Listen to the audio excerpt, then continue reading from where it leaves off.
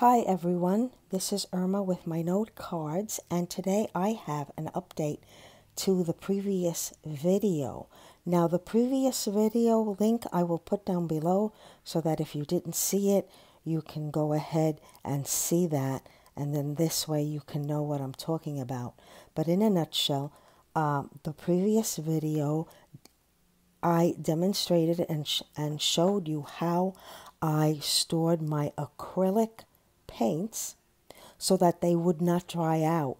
Now this little case here will keep my acrylic paints pretty much wet so that I can use them for about a good maybe 2 weeks or even more.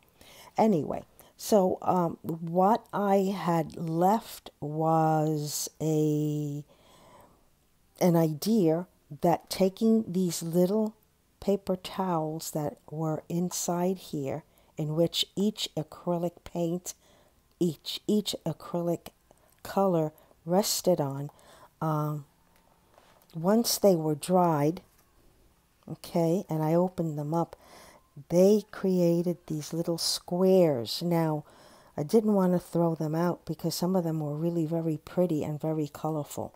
So the idea that I got from them is to either punch out, or in this case, I cut out designs that I can go ahead and use as an embellishment on a card.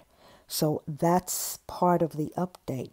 The other part of the update was that I forgot to mention, and let me open this up. As you know, each of these colors is resting on a paper towel and parchment paper. Again, I go into detail in the previous video, but what I forgot to mention is that I keep a little piece of sponge that's already wet and wrapped up in a napkin paper. I keep it there. This way it helps keep the colors, the paints, as moist as possible for a longer period of time.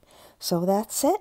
I hope that you enjoyed this tip and trick, these two tips and tricks, and I'll see you again next time. Thank you for watching. Bye-bye for now.